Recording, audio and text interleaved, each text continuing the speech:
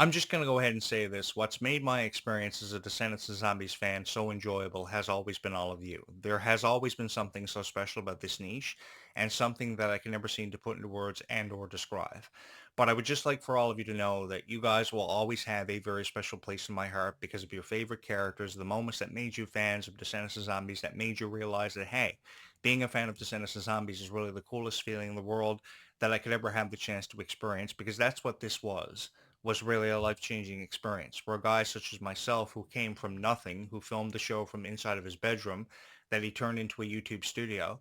His YouTube channel would go on to explode with over 1,000 views per video, and every video after that would garner so much attention for my theories and predictions that brought everybody that much closer together, that actually made them feel a part of something truly special, which no other content creator has been able to do because they simply upload a reaction video that runs from 5 to 7 minutes.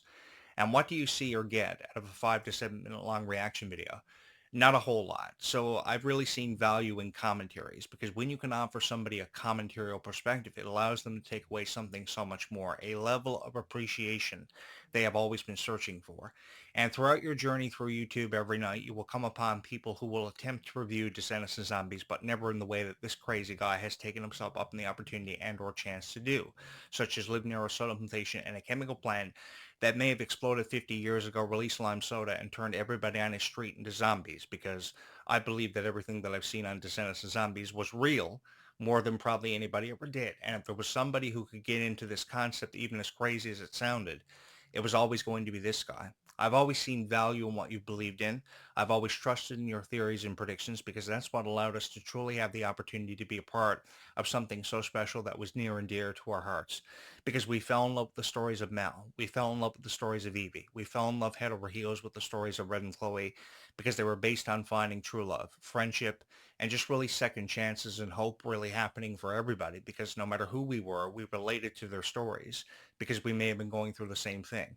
We may have had a very complex relationship we couldn't understand more times than often enough. And the story of Mel and Evie really allowed us to kind of put that into perspective, how far Red came with her story was something truly incredible to really bear witness to because she was a character who was thought of as nothing more as a rebel or an outcast. And she went on to exceed the expectations of really every critic that she had because she turned Descendants really upside down and turned it into something so special because the story of Red and Chloe was a very different story that just didn't necessarily focus on finding love and remaining in love for the rest of your life. It focused on just how difficult friendship was to kind of come upon because we not only saw it with Red, but we also saw it with Ruby's character Bridget, who found it very difficult to make friends with people. So she used magic to try to make everybody fall in love with her. And it succeeded for a short time, but what she quickly appreciated was she never really had to rely on magic to obtain friendship. She just had to have trust, like how Aladdin and Jasmine from the 1992 classic Aladdin just had to have trust to kind of fall in love with each other and win each other's hearts. After they went on that magical carpet ride and he returned her to her balcony, all he ever hoped was that he was going to win her trust. And some way or somehow he did, and that became one of the most legendary love stories that may have ever been told.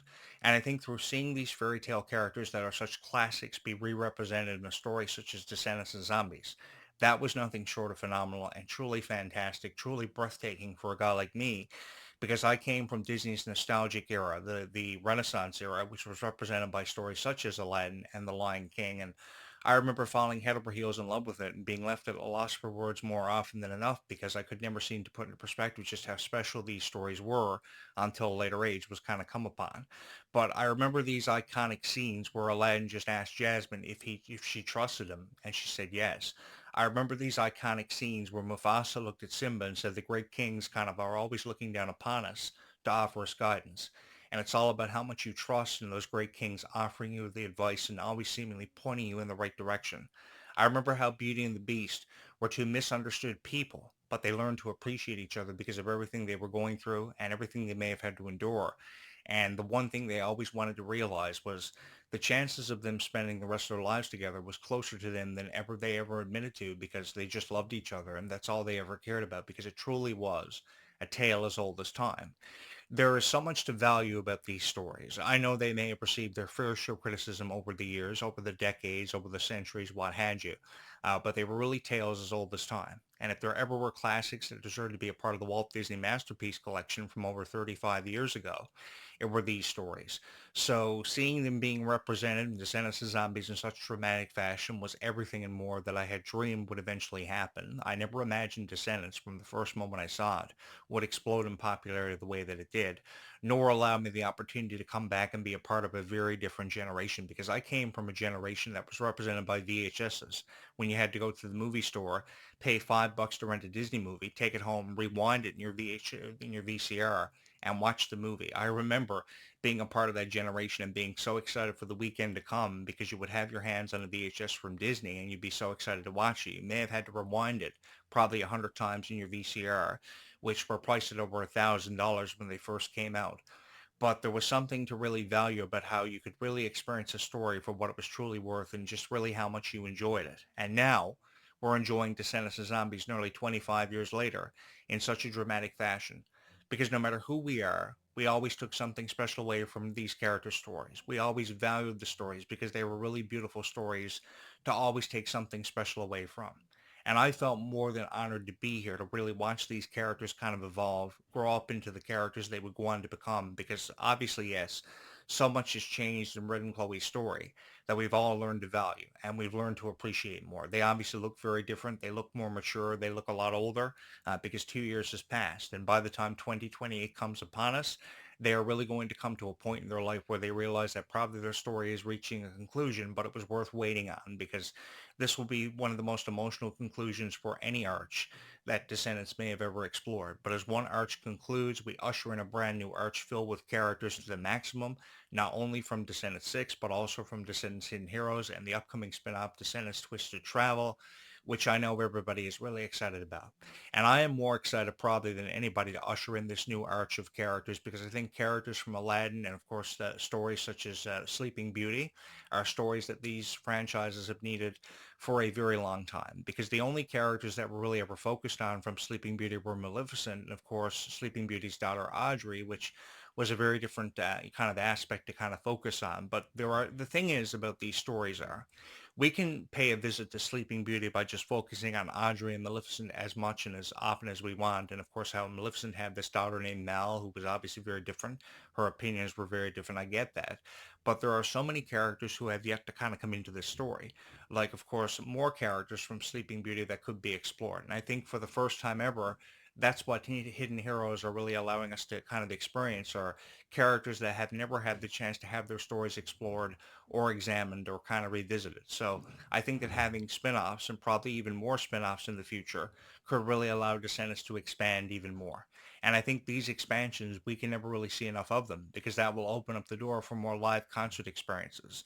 That will open up the door for more of a chance to be had on these characters, given how legendary the previous characters who were played by people like Freya Sky and Kali Cantrell, how legendary these performances will go on to being to really countless people because you remember being at the Worlds Collide Tour. You remember how special these moments were to have the chance to be a part of.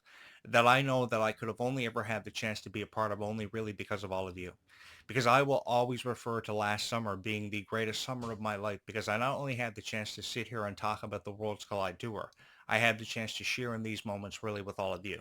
And what was so amazing about this niche was how everybody kind of came together and allowed me the opportunity to really be considered a part of something so special for really the first time ever in my life because I had never fallen into a niche that I could ever remember being as incredibly supportive of everything that I had to say or everything that I had to share in because I was a part of the video game niche. I was a part of a niche that had everything to do with Disney, from Hannah Montana to Wizards of Waverly Place to even Phineas and Ferb.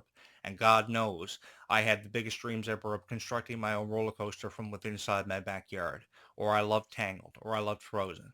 But even with how much I told everybody I loved Frozen and I loved Tangled, I was never accepted into those niches quite like I was accepted into this niche for simply how I could tell this story and how much I made a believer out of all of you just as much as what I believed in these stories because I trusted in the idea that we were going to go on to really become a part of history because that's what we were setting ourselves out to become a part of was really history. And on a day where today we are experiencing so many milestones like the birthday of Chris Hemsworth and Allison Stoner from Camp Rock fame, and of course the passing away of the original voice of Prince Charming from the original Cinderella back on February 5th, 1950, which we'll get into in upcoming podcasts later on this afternoon, which I hope you will join me for. Even on a day such as today, where we're experiencing so many milestones we've kind of come upon in Disney's history, through the clock of history, as time continues to elapse through our hourglass. The thing is, because we don't know how much time we have, we really need to learn to appreciate and really value these moments more than ever before. And I think that's what Descendants of Zombies really has allowed us to do and really experience, to kind of really put into perspective just how much we should appreciate things like time, because we simply never know how much time we have. And the thing about time is, time always has a way of forever and always elapsing, always running out, always expiring, even when we least expect it. So even our simplest acts of kindness can really make a difference in somebody's life, because you never know how much even your simplest acts of kindness can really pay dividends to somebody who may need it, who may be waiting on you to show that simple act of kindness, which will really allow them to kind of get through their day. Because trust me, they will never ever forget you. That's the thing about friendship. Friendships work in mysterious ways. They kind of happen just as fast as you can snap your fingers, because when you really think about it, Red and Chloe's friendship kind of just happened just as fast as you could snap your fingers, without ever any explanation being given as to why they met. They may have met in, Merlin Academy or Oradon Prep, whatever it was, whatever the situation was. They met each other, but even though they never really saw eye to eye from the get-go, they realized that their friendship really meant something. And by the time the Rise of Red Heck concluded and they kind of came back and kind of experienced what they may have altered through having altered the fabric of time, realizing that happily ever after was more than they had expected, the thing was their friendship still remained intact. For sure, they faced their fair share of challenges along the way. Red may have left Chloe to be ate alive by a gigantic plant, which must have been a really thrilling experience, because to be honest with you guys, if I ever had the chance to become everybody's favorite action hero, that is something I kind of would have loved to have come upon, was kind of fighting for my life from a gigantic plant, or riding a teacup on the sea, which some of these guys had the chance to do. What's up with that? Why wasn't Jonathan Clarke included in filming that scene where he was riding in a teacup on the waves? That looks so exhilarating and so fun to be a part of. The next thing to the greatest feeling in the world of riding the Terror of Tower would have had to have been riding in a teacup on the sea. There must have been so much emotion packed behind that.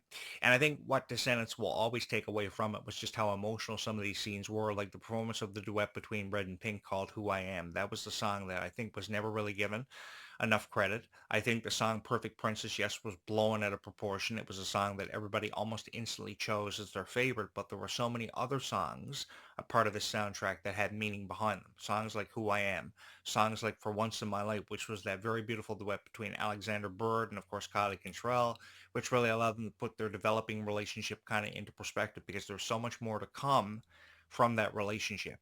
The only issue I've had with Alexander Bird is there's too much emphasis on his strength and his power rather than his kindness and the genuine qualities that he possesses. I think Disney has put way too much emphasis on just how strong of a character he is. Yes, obviously he's buff, he works out all the time, he lifts weights.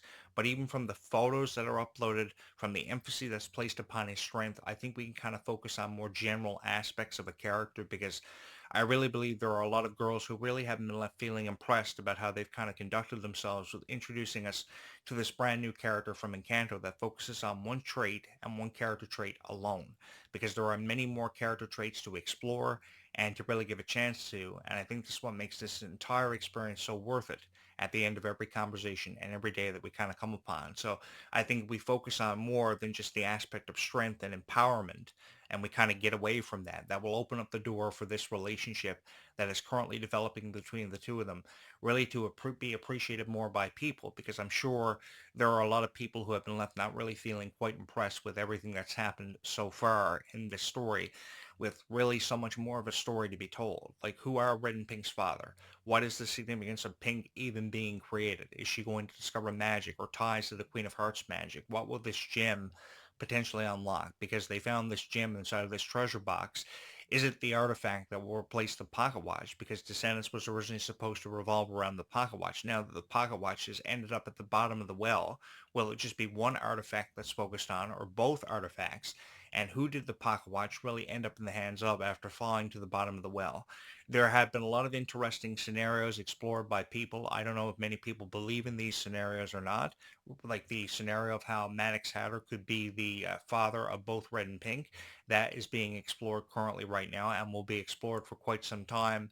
But, I think that even when you think it's going to be somebody, it turns out to be somebody completely different because the way storylines often work, and I've known this for years, because I've been involved with the entertainment industry for quite some time. I've done a lot of things behind the scenes. What you do as a creative writer is you throw a twist in there that people just can't see coming. And if you do that every single time, that's what allows people to take away a greater appreciation for how they didn't see it coming rather than choosing, okay, Zeus has to be Kylie Control's dad, or Maddox Hatter has to have some ties to Pink. There's something really different going to happen in this story, and it's something I think more of us are really going to find time in really appreciating. And who's to say that the original character stories were really ever fully told or completed? In the upcoming Descendants 6, with how huge this is setting up to become, could Boo Boo Stewart make a return, make a cameo?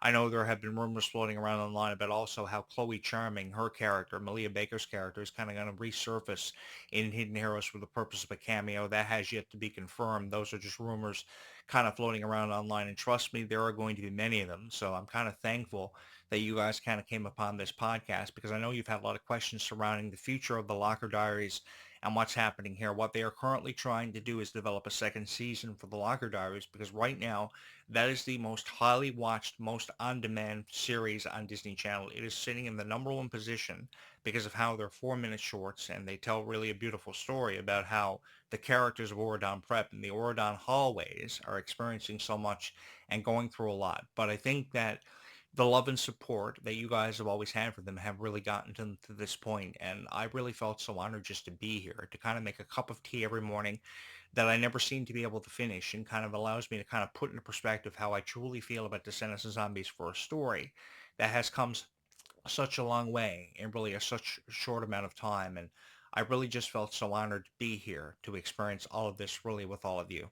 So if you would love to subscribe here to this YouTube channel, these are conversations that I would love for you to obviously be a part of. And I've loved having these conversations for quite some time. So there's no better way to experience this and kind of relive what Descendants and Zombies may have meant to so many people years ago and what Descendants and Zombies means to so many people of this generation who have kind of become caught up within it. I would love for you to be a part of these conversations as we continue to move forward towards something that is truly special.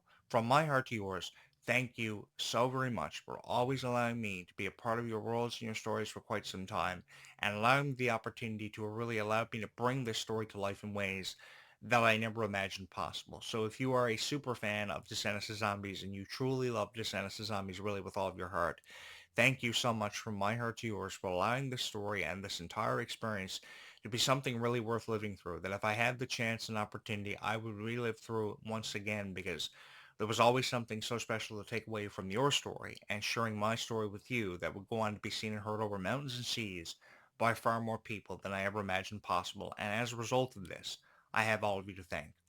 What is a very beautiful morning that we have in front of us this morning. Thank you so much for always trusting in these videos as your favorite Descendants of Zombies content and your favorite, what has become your favorite Descendants of Zombies YouTube channel. I'm going to go ahead and finish my cup of tea this morning and then probably record another podcast before I jump off here. But thank you so very much for having chosen this YouTube channel as your favorite Descendants of Zombies YouTube channel forever and always. And from my heart to yours, thank you so much for always having the time to have watched and appreciated all of these videos.